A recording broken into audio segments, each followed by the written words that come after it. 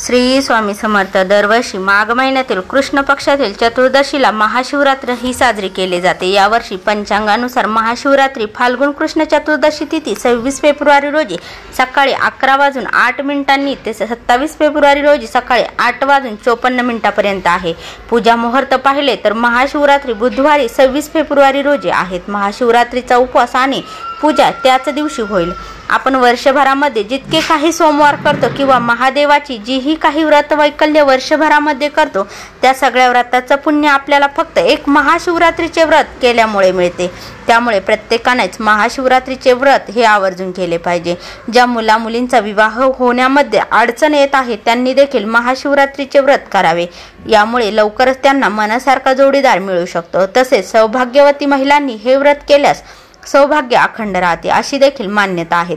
26 February रोजी महाशिवरात्रीचे व्रत करणाऱ्यांनी गुरुवार 27 फेब्रुवारी रोजी उपवास सोडावा. महाशिवरात्रीचा उपवास सोडण्याची वेळ सकाळी 6:48 ते 8:54 आहेत. या काळात तुम्ही उपवास सोडून उपवासाचं व्रत पूर्ण करू शकतात. महाशिवरात्रीचे व्रत लहान मुलं, स्त्रिया, पुरुष घरातील सगळ्यांनीच हे केले पाहिजे. महाशिवरात्री उपवासाचे नियम देखील आहेत. महाशिवरात्री उपवासाच्या दिवशी सकाळी लवकर उठून पाण्यात काळे तीळ टाकून आंघोळ करावी. शक्य असल्यास गंगा स्नान करावे किंवा आंघोळीच्या पाण्यात गंगाजल मिक्स करून त्याने तुम्ही आंघोळ करू शकतात. शक्यतो ब्रह्ममुहूर्तात सूर्योदयाच्या 2 तास अगोदर तुम्ही आंघोळ करायची आहे. त्यानंतर सूर्योदय झाल्यावर सूर्यदेवाला अर्घ्य अर्पण करावे आणि व्रताचा संकल्प घ्यावा. त्यानंतर नित्याची देवपूजा करावी. उपवासाचे इच्छित फळ मिळवण्यासाठी उपवासाच्या दिवशी शक्यतो फलाहार करून उपवास पकडावा. परंतु ज्यांना काही कारणास्तव फलाहार व उपवास करायचा नसेल तर ते फराळ करू शकतात. पण पांढरे मीठ वापरण्याऐवजी सैंधव मीठ वापरावे असे म्हटले जाते. शेवटी उपवास हा आपल्या श्रद्धा आणि भक्तीवर असतो. तुम्ही फलाहार करून उपवास करा किंवा फराळ करून, फक्त मनोभावाने करा. मनातील इच्छा भगवान शिवशंकर नक्कीच पूर्ण करतील. महादेवाच्या मंदिरात गेल्यावर प्रथम नंदीचे दर्शन घ्यावे. नंदी हे वाहन प्रजापती दक्षाने शिवास दिले होते. त्यांची भक्ती पाहून प्रथम तुझे दर्शन व नंतर माझे दर्शन असा नंदीला आशीर्वाद दिला. नंतर द्वारातील वीरभद्राचे दर्शन घेऊन गाभाऱ्यात जावे. दोन्ही हातांनी पिंडीला स्पर्श करून टाळी वाजवून शंभो हर हर महादेव हा जयघोष करावा. महादेवाला पूर्ण प्रदक्षिणा घालू नयेत. पूजा बसून उत्तरेकडे तोंड करूनच करावी. उभा राहून पूजा करू नये. मातीच्या पंतीत आवर्जून दिवा लावावा, पण तोही आपण स्वतः न्यावा. बेलपान हे पालथे व्हावे. त्याची दांडी आपल्याकडे येईल असे बेलपान व्हावे. जर बेलपान मिळाले नाही तर मंदिरातीलच शिवपिंडीवरील बेलपान घेऊन ते धुवून ते परत आपण शिवपिंडीवरती वाहू शकतो. कांदा, लसूण, मांसाहार, दारू यासारखे तामसिक पदार्थांचे उपवासाच्या दिवशी सेवन टाळावे. उपवास करायचा असेल तरी देखील आणि जे उपवास करत नसतील त्यांनी देखील किमान शिवरात्रीच्या दिवशी या पदार्थांचे सेवन करू नका.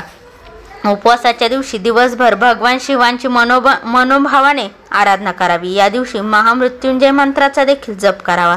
यामुळे आयुष्यातील दुःख संकटे नष्ट होतात. व्रताच्या दिवशी दिवसा झोपू नयेत. शास्त्रानुसार दिवसा झोपल्याने आपल्याला व्रताचे पूर्ण फळ मिळत नाहीत. पण ज्यांना काही शारीरिक त्रास असतील ते झोपू शकतात. महाशिवरात्रीचे व्रत काही जण निर्जला म्हणजेच काही न खाता पिता केवळ पाण्यावर, काही जण फलाहार तर काही फराळ करून करतात. आपल्या इच्छाशक्तीनुसार आणि शारीरिक क्षमतेनुसारच व्रत कसे करायचे ते ठरवावे. दुसऱ्यांचा हेवा करून व्रत करू नका. जर फराळ करून व्रत करत असाल तर साध्या मिठाऐवजी सैंधव मिठाचा उपयोग करावा. तसेच उपवासाच्या दिवशी ब्रह्मचार्याचे पालन करावे. शरीर आणि मनाची शुद्धता राखून ठेवावी. म्हणून स्त्री पुरुष दोघांनीही महाशिवरात्रीच्या दिवशी ब्रह्मचार्याचे पालन करावे. उपवासाच्या दिवशी कोणाशीही भांडणतंटा करू नयेत किंवा कोणाचीही निंदा करू नये. खोटे बोलून दुसऱ्याचे मन दुखवू नयेत. आपले आचरण या दिवशी केवळ सात्विक ठेवावे. शिवपुराणात महाशिवरात्रीच्या दिवशी रात्री जागरण करण्याला अतिशय महत्त्व सांगितले आहेत. काही ठिकाणी रात्री जागरण करून भगवान शिवाची पूजा मंत्र जप केला जातो. यामुळे व्रताचे फळ दुप्पट मिळते अशी मान्यता आहे. ते केवळ आपल्या श्रद्धेवर अवलंबून असते. आंघोळ करून स्वच्छ कपडे परिधान करायचे आहेत आणि शक्य असल्यास तुम्ही या दिवशी पांढऱ्या रंगाचेच कपडे आवर्जून घाला. बेलपत्र वाहताना नेहमी पालथे अर्पण करावे. घरात किंवा मंदिरात शिवलिंगाला पाणी किंवा कच्चे दूध अर्पण करून अभिषेक करा. शक्य असल्यास तूप, दही आणि मध म्हणजेच पंचामृत तयार करून ते देखील आपण अर्पण करू शकतात. बेलपान हे सोमवारी कधीही तोडू नयेत व बेलपान अगोदर तोडलेले कधीही शिळे होत नाहीत. ते आपण धुवून वाहू शकतो. धोत्र्याची फुले आणि फळे, पांढरी मुकुट फुले आणि बेलपत्र या दिवशी आवर्जून आपण महादेवाच्या पिंडीला अर्पण करा. तसेच या दिवशी आवर्जून आपण कवठाचे जे फळ आहेत तर ते खायचे आहेत. तसेच धोत्रा, जास्वंद, मोगरा, कमळ, अपराजिता, शमी, मोहरीची पिवळी फुले, रुईची पांढरी फुले ही फुले आपण शिवपिंडीला वाहू शकतो. पूजा करताना डोक्यावरती ओढणी किंवा साडीचा पदर घ्यावा. तसेच काळ्या रंगाचे कपडे आपण या दिवशी अजिबात परिधान करू नयेत. शिवलिंगाला सिंदूर किंवा कुंकू अर्पण करू नका. तर शिवलिंगाला नारळ पाणी अर्पण करू नयेत. तसेच केतकीची फुले, चाफ्याची फुले ही शापित फुले टाळावीत. बेलाचे पान तुटलेले 2 पाने असलेले अर्पण करू नयेत. महाशिवरात्रीच्या पूजेमध्ये तुळस, हळद, शंख, नारळ, केवड्याचे फुलं, केतकीचे फुलं, निशिगंधाची फुले, नारळ पाणी, तुळशीची पाने इत्यादींचा वापर करू नयेत. हे शिवपूजेमध्ये निषिद्ध मानले जाते. महाशिवरात्रीच्या दिवशी आंघोळीच्या पाण्यात काळे तीळ टाकून आंघोळ केल्याने आपल्या आयुष्यातील पितृदोष आणि कालसर्पदोष निघून जातो. त्यामुळे काळे तीळ मिक्स करून आंघोळ करावी. महादेवाच्या पिंडीवर अभिषेक करताना मग तो कशाचाही असो, दूध, दही, पाणी, पंचामृत किंवा इतर कशाचाही, त्यावेळेस वेगळा तांब्या किंवा भांड वापरावं. शंखाचा वापर करून अभिषेक करू नये. तसेच महादेवाच्या पिंडीवर जेव्हा आपण दूध, दह्याचा अभिषेक करतो त्यावेळेस तांब्या किंवा भांडा अजिबात वापरायचं नाही. कारण तांब्याच्या भांड्यात ठेवलेले हे पदार्थ खराब होतात आणि हेच विष समान पदार्थ महादेवाच्या पिंडीवर वाहणे योग्य नाही. केवळ जल अर्पण करत असाल तरच तांब्या चालतो. महादेवाची जेव्हा आपण पार्वती, गणेश, कार्तिकेय यांच्यासोबत पूजा करतो त्यावेळेस कुंकू लावायला चालतो. फक्त महादेवांची एकट्यांची पूजा करत असतो त्यावेळेस कुंकू लावू नये. त्याऐवजी चंदन आणि भस्म लावावा. महाशिवरात्रीच्या दिवशी आपण महादेवांना ज्याही खाण्याच्या गोष्टी वाहिल्या असतील किंवा अर्पण केल्या असतील तर त्या गोष्टी दुसऱ्या दिवशी व्रताचे पारण सोडताना आपल्याला त्या खायच्या नाहीत. त्यामुळे आपल्याला वेगवेगळे दोष हे लागू शकतात असं म्हटलं जातं. महादेवाच्या पिंडीवर बेलाची पानं अर्पण करताना ती विषम संख्यामध्ये अर्पण करावे. म्हणजेच 1, 3, 5 अशा पद्धतीने.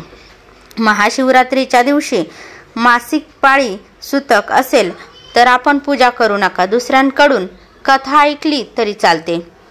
गर्भवती स्त्रियांनी जर त्यांची इच्छा असेल तर हे व्रत त्या व्यक्ती करू शकतात. फक्त आपल्या आहारावर योग्य लक्ष ठेवून बाळाला नुकसान होणार नाही अशा काळजी घेऊन व्रत करावे. पण गरोदर आणि स्तनपान करणाऱ्या स्त्रियांनी शक्य असेल तरच उपवास करावा. नाही तर केवळ भगवान शंकरांची या दिवशी पूजाविधी आणि मंत्र जप केला तरी देखील चालेल. महादेवाच्या पिंडीवर बेल अर्पण करताना ते बेलपान 3 दलाचे असलं पाहिजे. 2 किंवा 1 दलाचं पान आपण महादेवाच्या पिंडीवरती अर्पण करू नये. म्हणजेच 3 पाकळ्या असलेलं पानच बेलाच्या झाडाला नमस्कार करावा. मग पान तोडावे. बेलपान जळलेले, तुटलेले, चिरलेले महादेवाच्या पिंडीवर कधीही अजिबात अर्पण करू नका. शिवलिंगावर हळूहळू जल अर्पण करावेत. खूप जलद गतीने जल अर्पण करू नयेत. जल अर्पण करताना ओम नमः शिवाय, ओम नमः शिवाय या मंत्राचा जप करावा. महाशिवरात्रीच्या दुसऱ्या दिवशी पारण सोडताना आधी आपल्या घरातील देवांना नैवेद्य आपण अर्पण करावा. त्यानंतरच उपवासाचे दुसऱ्या दिवशी पारण सोडावे. महाशिवरात्रीला काही ठिकाणी भगर हा पदार्थ खाल्ला जातो, पण काही भागांमध्ये अशी मान्यता आहे की सोमवारच्या उपवासाला भगर खाऊ नयेत. आमच्याकडे देखील सोमवार आणि महाशिवरात्री उपवासाला भगर खाल्ली जात नाहीत. तुम्ही देखील महाशिवरात्रीला भगर खाऊ नका. परंतु तुमच्याकडे खात असतील तर तुम्ही खाऊ शकता. शक्यतो सोमवारी किंवा महाशिवरात्रीला स्त्रियांनी केस धुवू नयेत. धुवायचे असतील तर त्या आदल्या दिवशीच केस आपले धुवावेत. यश, समृद्धी, शांती आणि आनंद मिळवण्यासाठी भगवान शिवाला बेलपत्र, धतुराची फळं, कच्चे तांदूळ, दूध, दही, चंदन, तूप, पाणी, भांग, ऊस अर्पण करावेत. या व्यतिरिक्त दुधापासून बनवलेल्या मिठाई, बर्फी, पेढा आणि खीर यासारखे पदार्थ भगवान शिवाला अर्पण केले जातात. तसेच पार्वतीला शृंगाराचे साहित्य अर्पण करा। महाशिवरात्रीची व्रताची पूजा 4ही प्रहरात करणे अत्यंत शुभ मानले जाते। पूजेच्या प्रत्येक वेळी ओम नमः शिवाय मंत्राचा जप करावा। याशिवाय शक्य असल्यास उपवासाच्या काळात रुद्राभिषेकही करावा। संतती प्राप्तीची इच्छा असेल तर जोडीने श्रद्धापूर्वक भगवान शंकरांची पूजा करून उपवास केल्यास निश्चितपणे फळ मिळते आणि संततीची प्राप्ती ही इच्छा पूर्ण होते। शिवरात्रीची पूजा रात्री एकदा किंवा 4 प्रहर म्हणजे 4 वेळा देखील करता येते। ते आपल्या इच्छानुसार करावे। त्यानंतर पूजा करून दिवा आणि धूप लावावा। या पूजेदरम्यान भाविकांनी कधीही कुंकवाचा तिलक लावू नये। त्याऐवजी या दिवशी आपण चंदनाचा तिलक याला प्राधान्य द्यावे। उपवास हा श्रद्धेसाठी केला जातो, त्यामुळे शरीराला अतिरिक्त त्रास देऊन उपवास करू नका। जे तुम्हाला शक्य होईल जमेल त्यानुसारच तुम्ही हा उपवास करा। पूजेत शेंदूर आणि हळद लावणे टाळावे। व्हिडिओ आवडल्यास लाईक, शेअर, कमेंट करा। चॅनलवरती नवीन असाल तर चॅनलला सबस्क्राईब करा। श्री स्वामी समर्थ। जय जय स्वामी समर्थ।